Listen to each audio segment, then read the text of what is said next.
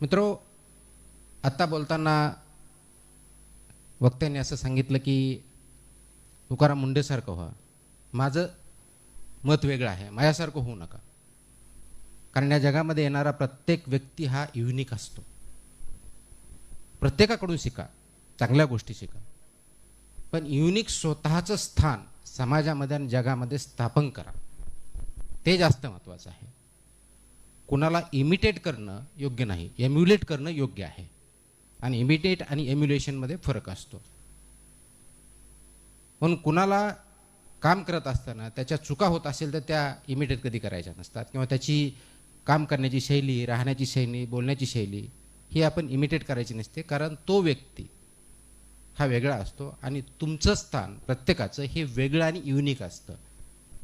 ते चांगलं करायचं, ॲव्हरेज ठेवायचं, उत्तम करायचं, ते पूर्णपणे आपल्या विचारावरती, आपल्या कर्तृत्वावरती, आपल्या वागण्यावरती आणि आपल्या बोलण्यावरती अवलंबून असतं. म्हणून जगामध्ये तुम्ही युनिक मनुष्य आहात, युनिक प्राणी आहात, युनिक व्यक्तिमत्व आहात. त्याची जडणघडण कशी होईल, ती योग्य दिशेनं कशी जाईल आणि त्याचा परिणाम स्वतःवरती आणि समाजावरती पॉझिटिव्ह इम्पॅक्ट कसा होईल याचा विचार होणं जास्त गरजेचं आहे. आणि म्हणून आपण महाराष्ट्रात राहतो. महाराष्ट्राला एक खूप मोठा दैदिप्यमान इतिहास आहे, संस्कृती आहे. छत्रपती शिवाजी महाराजांसारखे हिंदवी स्वराज्य स्थापन करणारे नेतृत्व या महाराष्ट्राने दिलं. याच महाराष्ट्रात संतांची भूमी म्हटलं जातं. ज्ञानेश्वर महाराजापासून, ज्ञानेश्वर महाराज संतापासून, तुकाराम महाराज, एकनाथ महाराज, आपण सर्वांना जे संत म्हणतो त्या संतांची भूमी सुद्धा हीच आहे. याच भूमीमध्ये समाज सुधारक खूप मोठ्या प्रमाणात होऊन गेले. त्यांनी समाज सुधारणा आणण्याचा प्रयत्न केला. तोही महाराष्ट्र हाच आहे. इंग्रजांविरुद्ध लढा देणारे स्वातंत्र्य सैनिक सुद्धा ह्या महाराष्ट्रात झाले. निजामाविरुद्ध लढा देणारे स्वातंत्र्य सैनिक सुद्धा ह्या महाराष्ट्रात तयार झाले. तीच ही भूमी आहे. ही महाराष्ट्र भूमी कर्मवीर भाऊराव पाटलांची पण आहे, ज्यांच्यामुळं गावागावामध्ये शिक्षण संस्था आणि शिक्षण पोहोचलं. आणि त्याच्या भूमीमध्ये आपण आज उच्च शिक्षण घेण्यासाठी वेगवेगळ्या गावामध्ये, शहरामध्ये इथं आहोत. मग असा आपल्याला मोठा इतिहास असताना, एवढं चांगली संस्कृती, चांगलं एज्युकेशन, चांगलं इन्फ्रास्ट्रक्चर असताना आपल्या मनामध्ये, आपल्या समाजामध्ये वक्त्यांनी आता सांगितलं की भ्रष्टाचार खूप मोठ्या प्रमाणात पसरलेला आहे, सगळीकडे पसरलेला आहे. आणि आजच्या कार्यक्रमाच्या अध्यक्षांच्या म्हणण्यानुसार तो शासकीय कार्यालयापासूनच तो कमी होऊ शकतो. माझं उलटं म्हणणं आहे. शासकीय कार्यालय किंवा कोणतंही कार्यालय हे समाजाचं एक प्रतिबिंब असतं. त्याच्यामुळे एखादी चांगली किंवा वाईट घटना जर घडायची असेल ती प्रथमतः समाजात घडायची असते. आणि ती समाजात जर घडायची असेल प्रथमतः ती युवक युवतीमध्ये घडली पाहिजे. समाजामध्ये रेव्होल्युशन जे होतात त्या युवकामधून, युवतीमधून जास्त होतात, त्या शक्तीमधून तयार होतात. तर ही शक्ती तुमच्यात जी आहे याचा आपण काय करणार आहोत, याचा वापर करणार आहोत की करणार नाही, करणार असू तर कोणत्या दिशेने करणार आहोत, हा विचार आपल्या मनामध्ये येणं, त्याच्यावरती विचार करणं आणि त्यानुसार कृती करणं हे अत्यंत महत्त्वाचं आहे. स्वातंत्र्ययुगाच्या काळामध्ये खूप मोठ्या प्रमाणात चळवळी होत्या. सामाजिक चळवळी विद्यार्थ्यांच्या मार्फत, विद्यार्थी संघटनेच्या मार्फत, राजकीय पक्षांच्या मार्फत, सामाजिक संघटनांच्या मार्फत होत्या. महाराष्ट्रात खूप मोठा इतिहास आहे आता मी सांगितल्याप्रमाणे. मग आजच्या सध्याच्या काळामध्ये अशा प्रकारच्या चळवळी, त्या सामाजिक असतील, आर्थिक असतील, सांस्कृतिक असतील किंवा विद्यार्थ्यांमार्फत होणाऱ्या असतील, त्या चळवळी त्या प्रकारे किंवा त्याच्यापेक्षा बेटर पद्धतीने होत आहेत का, हा माझ्यासमोर आज पडलेला प्रश्न. कारण खूप मोठ्या प्रमाणात आज आत्मसंतुष्ट हा प्रकार खूप मोठ्या प्रमाणात वाढलेला. कारण आपण टेक्नॉलॉजी आणली, डेव्हलपमेंट, विकास झाला, तो लॉपसाइडेड आहे हे मान्य आहे. पण त्या विकासाची फळं काहीपर्यंत पोहोचली, काहीपर्यंत पोहोचली नाही. आणि टेक्नॉलॉजीचा वापर आपण डेव्हलपमेंट करण्यापेक्षा, पॉझिटिव्ह करण्यापेक्षाही त्याचा दुरुपयोग कसा होतो याच्याकडे आपण बघतो. म्हणजे व्हॉट्सअप युनिव्हर्सिटी खूप चांगल्या पद्धतीने चालते, पण इथली लायब्ररी किती वेळ चालते हा माझा मोठा प्रश्न आहे. व्हॉट्सअपवरती आपल्याला पाहिजे त्या गोष्टी बोलता येतात. स्वातंत्र्य भेटण्यासाठी खूप कष्ट करावे लागले, पण स्वातंत्र्याचा वापर आज कोणत्या पद्धतीने होतोय, म्हणजे इन्फॉर्मेशन टेक्नॉलॉजीचा डेव्हलपमेंटसाठी किती वापर होतोय आणि फेसबुक आणि व्हॉट्सअपमध्ये वेळ घालवण्यासाठी किती होतोय, मी करण्यासाठी किती होतोय, हा विचार करण्याची वेळ तुमच्या वतीने माझ्यावरती आज आलेली आहे. टेक्नॉलॉजी नवीन आली म्हणजे त्याचा सदुपयोगच होईल असं नाही. प्रत्येक गोष्टीला दोन्ही बाजू असतात. म्हणून मनुष्य म्हणून तुम्ही ज्यावेळेस जन्माला येता त्यावेळेस तुम्ही चांगलं काम करता का वाईट करता, ॲव्हरेज करता की बेस्ट करता, हे तुमच्यावरती अवलंबून आहे. आणि म्हणून समाजामध्ये तुम्ही समाजाचा अविभाज्य भाग असल्यामुळं आणि आपण सर्वजण अविभाज्य भाग असल्यामुळं सामाजिक दखल घेण्याची खूप गरज असते. कारण आपण बोलताना खूप बोलतो, करप्शन खूप आहे, निश्चित आहे. मग करप्शनचा आपण भाग आहोत का? भ्रष्टाचाराचा आपण भाग आहोत का? मला वाटतं आपल्यापैकी जवळजवळ सगळ्यांनी हे फेस केलं असेल किंवा त्याचा भाग राहिलेला असेल. तिथं नकार देण्याची आपली वृत्ती आहे का हा प्रश्न. मला लायसन्स काढायचं आहे, लायसन्ससाठी मी RTOकडे ॲप्लिकेशन केलं, ऑनलाईन सुविधा उपलब्ध आहेत, त्याला 7 दिवस वेळ लागतोय. नाही, माझ्याकडे 7 दिवस नाही, मग मी एजंटला शोधणार, काहीतरी करणार आणि 7 दिवसाची आजच्या आज कसं भेटेल हे बघणार. आता याला मुळामध्ये भ्रष्टाचार कुणी केला हा म्हणायचा. ॲज अ माणूस म्हणून जो ॲप्लिकंट आहे त्यांनी केला म्हणायचा, एजंट आहे त्यांनी केला म्हणायचा, अधिकारी आहे त्यांनी केला म्हणायचा. भ्रष्टाचार सर्वांनीच केला,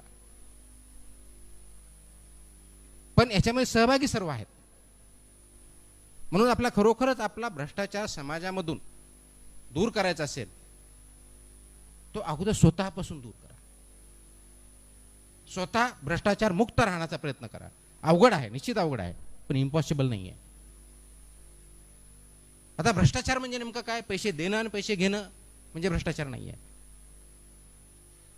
त्याची डेफिनेशन, टेक्निकल डेफिनेशन अशी आहे, सांगता येईल की deviation from normal course of action, म्हणजे ज्याला आपण जो नॉर्मली ॲक्सेप्टेड कोर्स आहे त्याच्यापासून वेगळं काहीतरी करणं for some gains, material gains, ते करणं म्हणजे भ्रष्टाचार. म्हणजे कॉलेजमध्ये तुम्ही ॲडमिशन घेतलं, फीस दिली, तुम्हाला 5 लेक्चरर्स आहेत, घरून निघाले, लेक्चरच्या ऐवजी बाहेर गेले, भ्रष्टाचार. हा विचार केलाय कधी? नाही. मला वाटलं कोण लेक्चर चांगलाच नाही आहे, मला नाही जाऊ वाटलं, मी नाही जाणार. याला काय म्हणणार? मग लेक्चर चांगलं जर नाही आहे तर मॅनेजमेंटवर बोला की मला लेक्चरशिप जे टीचिंग करतायत ते योग्य प्रकारे शिकवत नाही, ते वेळेवर येत नाहीत, त्यांनी हे टॉपिक कव्हर केले नाहीत किंवा याच्यावरती डिस्कशन केलं नाही, तिथं नाही डिबेट करणार, पण त्याच्यावरती कमेंट मात्र आपण करणार. घरी सांगितलं मी अभ्यास करतो लायब्ररीत, दुसरीकडे गप्पा मारत बसले, भ्रष्टाचार. पण आपण त्याच्याकडे भ्रष्टाचार म्हणून बघतो का? म्हणूनच सांगतोय की आपण रिफॉर्मची सुरुवात आपल्या विचारापासून आणि आपल्या कृतीपासून केली पाहिजे. कारण समाज जो पण सुधारणार नाही तोपर्यंत समाजातले विभिन्न अंग, विभिन्न संस्था ह्या सुधारणार नाहीत. काय समाज म्हणजे काय? समाज म्हणजे तुम्ही, आम्ही आणि संस्था, याच्या व्यतिरिक्त काहीच नाही. जसं अरिस्टॉटल म्हणतात की human being is a social animal, म्हणजे माणूस हा सामाजिक प्राणी आहे. सामाजिक काय? कारण बाकीच्या प्राण्यांना बघितलं तर जो ब्रेन आहे तो तशा प्रकारचा नाही, आपला ब्रेन त्याप्रमाणे काम करतो. आणि याचं ज्वलंत उदाहरणामध्ये आपल्या ज्यावेळेस कोविड आला त्यावेळेस फक्त शासनाने आपल्याला एवढं सांगितलं होतं की क्वारंटाईन करा, घराच्या बाहेर जाऊ नका. तर घराच्या बाहेर न येऊ देण्यासाठी खूप मोठ्या प्रमाणात शासनाला कष्ट करावं लागत होते की उघडा. म्हणजे लिबर्टी काय असतं, समाजभिमुख प्राणी म्हणजे काय असतं हे त्या काळात आपल्याला कळलं. मग त्याच समाजाच्या बाबतीत ज्यावेळेस आपण नॉर्मल झालंय की आपण एकमेकांशी बोलू शकतो, वागू शकतो, इंटरॅक्ट करू शकतो, हे ज्यावेळेस येतो, समाजाच्या बाबतीतले प्रश्न ज्यावेळेस येतात त्यावेळेस मात्र आपण त्याच्यामध्ये सहभागी होतो का? नाही. जसे विचार करा की तुम्ही एक बॉडी आहात, तुमचा हा हात आहे, हात तुमच्या बॉडीपासून जर तोडला तर हाताचा उपयोग राहणार आहे का? नाही राहणार आहे. त्याला आपण काय म्हणा, हँडिकॅप, राईट. समाज आज हँडिकॅप झालेला आहे, कारण आपण मनुष्य प्राणी त्या समाजापासून दूर गेलेलो आहोत, म्हणजेच आपण त्या समाजाला हँडिकॅप करत आहोत. मग हे समाजाला हँडिकॅप जे करतोय ते होऊ द्यायचं नसेल तर ते आपल्या विचारातून आणि कृतीतून एक्सप्रेस झालं पाहिजे. आता तुम्ही म्हणा आम्ही समाजाचं काय करू शकतो. समाजामध्ये अनेक प्रश्न आहेत. आपण नगर जिल्ह्यातल्या वेगळ्या ठिकाणचे असाल किंवा बाकीच्या जिल्ह्यातले असाल, मोस्टली आपण शेतकरी कुटुंबातून बऱ्यापैकी आलेला असाल, किंवा शहरामध्ये असेल तर कोणी नोकरदाराची मुलं असाल. आर्थिक प्रश्न आहेत, सामाजिक प्रश्न आहेत, पोल्युशन आहे, शेतकऱ्यांचे विवंचन आहेत. तर त्यासाठी मी काय करू शकतो. तर ही जी तुमची युवा शक्ती आहे, ही जे पॉवर आहे, ही पॉवर त्याला चेंज करू शकते. ती करण्याची शक्ती आपल्यात आहे. ती शक्ती आयडेंटिफाय करावी लागेल, अगोदर ती ओळखावी लागेल. ती काय ती बघावी लागेल. आपण आताच बांगलादेशचं उदाहरण बघितलं. साधं गणित होतं की त्यांच्या दृष्टिकोनातून ज्यावेळेस बांगलादेश निर्माण झाला त्यावेळेस जे रिझर्वेशन होतं ते रिझर्वेशन काढून टाका ही त्यांची मागणी होती. योग्य अयोग्य याच्यावरती वेगळा विषय होऊ शकतो. भारतामध्ये रिझर्वेशन वेगळ्या ग्राउंडवरती आहेत, ते सामाजिक न्यायासाठी आहेत. पण समाज आपल्याला जर पुढे द्यायचा असेल तर आपण काय करू शकतो. ही जी युवा शक्ती आहे ती कन्स्ट्रक्टिव्ह पद्धतीने पुढे कशी न्यायची हा विचार केला पाहिजे, आणि तसे आदर्श आपण घेतले पाहिजेत. महाराष्ट्रात खूप मोठ्या प्रमाणात असे आदर्श आहेत, पण त्याच्याबद्दल आपण विचारमंथन करतोय का, त्या विचाराने चालतोय का, हा खूप मोठा प्रश्न जगामध्ये पण आहेत. म्हणजे इलॉन मस्क का माणूस आपण 20 वर्षापूर्वी सर्वसाधारणपणे जर विचार केला असता की आपण हव्यात उडणाऱ्या गाड्या बघितल्या असत्या का विचार केला असता, मूर्ख समजला असता. किंवा अगदी 2000 पर्यंत मोबाईल नव्हता, त्यावेळेस कम्युनिकेशन कसं व्हायचं. कदाचित त्यावेळेस तुम्ही जन्मलेला नसताल, काही लोक जन्मले असेल. 1980 1990च्या काळातल्या गोष्टी बघा. मीन्स ऑफ कम्युनिकेशन वेगळे होते. टेलिफोन लावण्यासाठी 4-4 5-5 वर्ष ॲप्लिकेशन देऊन वाट बघावं लागायची. आता 5 तासात नाही आला तर तुम्ही दुसऱ्या लगेच कंपनीचं घेऊ शकता. हा फरक झालेला आहे. हे सुद्धा फलित ह्याच भारत सरकारने, ह्याच टेक्नॉलॉजीने, ह्याच महाराष्ट्र सरकारने दिलेला आहे. पण त्याचा वापर किती, दुरुपयोग किती, हा महत्त्वाचा मुद्दा आहे. म्हणून तरुण म्हणून तुम्ही काय केलं पाहिजे हा जर आपल्या समोरचा विषय असेल, विशेष करून आजच्या विषयादर्शन बघितलं तर सामाजिक नेतृत्व आपण कसं करू शकतो हे बघितलं पाहिजे. आपल्या घरापासून सुरुवात करा, आपल्या गावापासून सुरुवात करा, आपल्या मोहल्ल्यापासून सुरुवात करा, शहरापासून सुरुवात करा. छोटे छोटे प्रॉब्लेम असतील आपल्या आजूबाजूला, कदाचित वृद्ध मंडळी असेल, त्यांना मदत करण्यासाठी आपण काय करू शकतो. सॅनिटेशन सारख्या गोष्टी असतील, आरोग्याच्या गोष्टी असतील. आरोग्य संस्था आहे पण तिथं व्यवस्थित सेवा भेटत नाहीत. त्यासाठी आपल्याकडे मीन्स आहेत, कंप्लेंट करू शकतो, त्याच्यावरती विचार करू शकतो, गावात लोकांना एकत्र आणू शकतो, डॉक्टरला तिथं हजर आहे की नाही बघू शकतो. छोटासा विषय पण इम्पॅक्ट खूप आहे. पण विद्यार्थी म्हणून करू शकता. आणि विद्यार्थी दशेतून जसं आपण पुढे वेगवेगळ्या दशेत जाऊ, ज्या ज्या ठिकाणी आपण काम करू त्या त्या ठिकाणी आपलं कॉन्ट्रीब्युशन किती पॉझिटिव्ह आहे आणि त्याचा सामाजिक परिणाम किती आहे याचा विचार करा. मी ज्यावेळेस आपल्यासारखा विद्यार्थी होतो त्यावेळेस असा मी काही खूप विचार नव्हता केला की मी आज तुमच्यासमोर इथं जसं उभा आहे तसं कधी उभा राहून आपल्याला काही मार्गदर्शन करण्याचा मी प्रयत्न करेल, हा मी कधीच नव्हता. मी माझ्या काळातलं बघितलं तर मला आठवत नाही ग्रॅज्युएशन असताना मी काही डिबेटिंग कॉम्पिटिशनमध्ये कधी भाग घेतला किंवा त्याच्यामध्ये मला एखादा अवॉर्ड भेटला असं कधी झालेलं नाही आहे. ॲव्हरेज अगदी विद्यार्थी होतो, शाळेत ॲव्हरेज होतो, कॉलेजमध्ये ॲव्हरेज होतो, परंतु कष्ट करण्याची तयारी होती. परंतु बरेच जण मला सांगताना की तुम्ही छोट्याशा खेड्यातून आला, शेतकऱ्याचा मुलगा आहे, शेतकऱ्याचा मुलगा कलेक्टर झाला म्हणून तुमच्यासारखं व्हायचं आहे. मी शेतकऱ्याचा होतो किंवा नव्हतो म्हणून IAS झालो किंवा नाही झालो असं नाही आहे. तर तुमचे विचार आणि तुमचं परिश्रम ह्या दोन गोष्टीवरती तुमचं सक्सेस किंवा फेल्युअरती अवलंबून असतं. आता अनेक वेळेस प्रश्न, आमची ती परिस्थिती नाही, हा एक प्रश्न आपल्यासमोर येत असतो. आमची गरीब परिस्थिती आहे. आता जगामध्ये हे खूप मोठं डिबेट चाललेलं आहे, तुम्हाला कंडिशन का कंडिशनिंग, म्हणजे तुम्ही ज्या परिस्थितीत आहात ती तुम्हाला घडवते का कंडिशनिंग म्हणजे तुम्हाला कसं व्हायचं हे तुम्ही ठरवता. तुमच्या माइंडला कंडिशन तुम्ही कसं करता हे तुमच्या परिस्थितीवरती अवलंबून आहे का परिस्थिती तुम्ही कशी बदलता हे तुमच्यावरती अवलंबून आहे. माझं असं मत आहे की परिस्थिती तुम्ही कशी बदलवता याच्यावरती तुमचं भवितव्य जास्त अवलंबून आहे. कारण कंडिशन जर तसं म्हटलं असतं तर मग जगामध्ये सर्वात जास्त पॉप्युलेशन आज आपण भारत देशात आहोत, तेवढा जॉग्राफिकल एरिया नाही, आपण 7व्या क्रमांकाला जातो. मग ती कंडिशन झाली. त्या कंडिशनमध्ये मग आपण 7व्या नंबरलाच पाहिजे का? तसं बघायला गेलं तशी ही परिस्थिती नाही आहे किंवा वरतीही नाही आहे. मग कंडिशन कुठून आली? नॅचरल रिसोर्सेस अनेक चांगल्या देशाबद्दल खूप चांगले आहेत, अत्यंत वाईट परिस्थिती आहे. अत्यंत वाईट असणारे अत्यंत चांगले देश आहेत, मग त्याला कंडिशन कसं म्हणणार?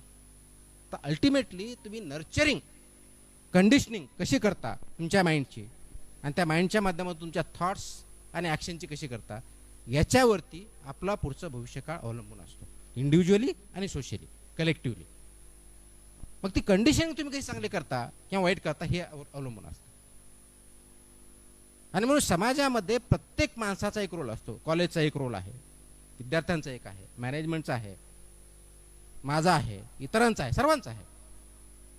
परंतु रोल जो आहे, तुमची जी भूमिका आहे ती योग्य प्रकारे पार पाडता का, पार पाडण्याचा प्रयत्न करता का, ज्याच्यामध्ये फक्त तुमच्या इंडिव्हिज्युअल आशाकांक्षा नव्हे तर त्याच्यावरती त्याच्यानुसार समाजावरती होणारा परिणाम याचाही तुम्ही विचार करता का, हे अत्यंत महत्त्वाचं आहे. म्हणून मी एखाद्या पदावर आहे म्हणून मी चांगला आहे हे म्हणण्याला काही अर्थ नाही. त्या पदावर आहे त्याच्यामुळे मला एक स्टेटस भेटतं हा एक भाग झाला, गिवन झाला. परंतु त्या पदाला तुम्ही खरोखर न्याय दिलाय का आणि त्याच्यामुळे समाजाचं काही भलं केलंय का, हा सर्वात महत्त्वाचा प्रश्न असतो. तुम्हाला मी काय एक दोन उदाहरण देतो ज्याच्या माध्यमातून आपण काय करू शकतो, प्रत्येकजण आपल्यापैकी काय करू शकतो हे कळतं. की आपण ग्रामीण भागात आहात, मग ग्रामीण भागातलं उदाहरण देतो की मी जालनाला जिल्हाधिकारी म्हणून 2011ला जॉईन झालो. सर्वसाधारण म्हणजे जून महिन्यामध्ये 2011ला जॉईन झालो. आणि जॉईन झाल्यानंतर आता IAS ज्यावेळेस होतो माणूस त्यावेळेस सर्वात मोठं काय स्वप्न असतं तर जिल्हाधिकारी ह्या पदावर बसणं. जिल्हाधिकारी म्हणजे काय, आपल्या प्रत्येकाच्या मनात असतं की काय त्याला खूप मोठी गाडी असते, वरती दिवा असतो, तो जिल्ह्याचा राजा वगैरे असतो. हे राजा वगैरे हे बघण्याचा दृष्टिकोन तो टोटल चुकीचा, कारण तो फ्युडलिस्टिक माइंडसेट आहे. आपण डेव्हलप कंट्रीमध्ये आहोत आणि महाराष्ट्र हा डेव्हलप राज्य आहे, त्याच्यापैकी डेफिनेटली आहे.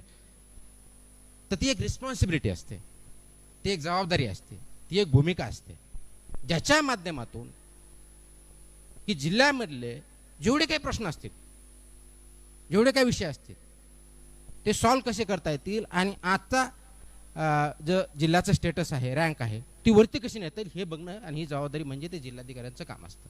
ऑफकोर्स सगळी टीम असते. मी ज्यावेळेस झालो त्यावेळेस मी शेतकरी असल्यामुळं शेतीचे बऱ्यापैकी प्रश्न मला माहीत होते, आजही आहेत.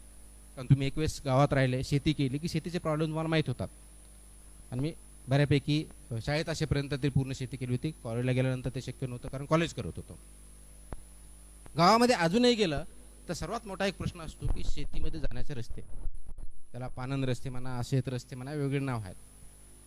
ते नावं असतात परंतु ते शेतकऱ्यामध्ये खूप मोठ्या प्रमाणात त्याच्यावरती भांडणं असतात. म्हणजे हा माझ्या शेतातून जातो, बांधवून जातो का, हा माझ बांध इकडं, हा दगड इकडं का तिकडं, हा एक प्रकार असतो. आणि त्याचा परिणाम त्या गावातल्या शेतकऱ्यांच्या अर्थकारणावरती, जीवनावरती खूप मोठा होत असतो. म्हणून मला असं वाटलं की आपण हा एक जो प्रश्न आहे तो कसा तडीस नेता येईल याचा विचार करू. म्हणून शेतरस्ते किंवा पानंद रस्त्याची मोहीम आम्ही हाती घेतली की आपण जिल्ह्यातले जेवढे शेतरस्ते आहेत किंवा पानंद रस्ते आहेत ते त्याला पानंद मुक्त किंवा इन्क्रोचमेंट फ्री ज्याला म्हणू, अतिक्रमित मुक्त करायचे आणि ते रस्ते तयार करायचे असं ठरवलं. आता हा ज्यावेळेस विषय सुरू झाला, डिस्कशन सुरू झालं, त्यावेळेस असं निदर्शनास आलं की याच्यामध्ये खूप मोठ्या प्रमाणात डिस्प्यूट आहेत, एवढ्या केसेस तहसीलदारकडे चालू आहेत, मामलतदार कोर्टात तेवढ्या चालू आहेत, कोर्टात तेवढ्या चालू आहेत, त्याचं काय करायचं, मग ते रस्ता बनवण्यासाठी पैसे कुठून आणायचे, त्यासाठी तर बजेट नाही आहे वगैरे वगैरे भरपूर डिस्कशन झालं. आणि आम्ही ठरवलं त्याला शासकीय पैशाची गरज नाही, आपण शासकीय पैसा न घेताही ते काम करू शकतो. आता हे कसं करायचं ज्यावेळेस ठरलं, डिस्कशन अशी, आणि मी शेतकरी असल्यामुळं आणि गावामध्ये माझ्याही गावामध्ये खूप मोठ्या प्रमाणात अशा प्रकारच्या अडचणी आलेल्या असल्यामुळे त्या सोडवण्याचा मार्ग आम्ही सोडवला. एक विचार करून एक मॉडेल तयार केलं आणि त्या मॉडेलच्या माध्यमातून ते तयार केलं. प्रथमतः एक काही मोठे शेतकरी असतात ज्यांच्याकडे ऊस असतो, बागायतदार असतात, पण तिथपर्यंत जाण्यासाठी रस्ता नसतो. त्याच्यामुळे त्यांच्या मालाला वेळेवर माल न पोचल्यामुळे त्यांना आर्थिक भुर्दंड सोसावा लागतो. आणि समोरच्या शेतकरी काही मुद्दामून आणि काही जेन्युइन कारणामून अडवत असतात.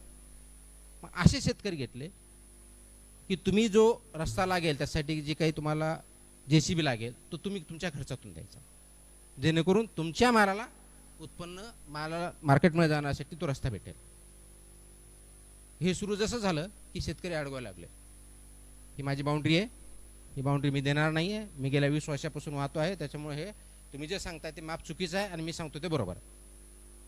तर अशा अडचणी ज्यावेळेस सुरू झाल्या त्यावेळेस त्याच्यामध्ये मॉडेल असं डिस्कस केलं की ज्या ठिकाणी बाउंड्री आहे आणि जो शेतकरी अडवतोय तर त्यांना आम्ही सांगितलं की महाराष्ट्र लँड रेव्हेन्यू कोड जो आहे, जो आपण ज्याच्या मार्फत हे शेतीचं कायदा आहे की बाउंड्री कोणती, कुणाची ओनरशिप, कोण वहितीमध्ये आहे हे डिसाईड होतं.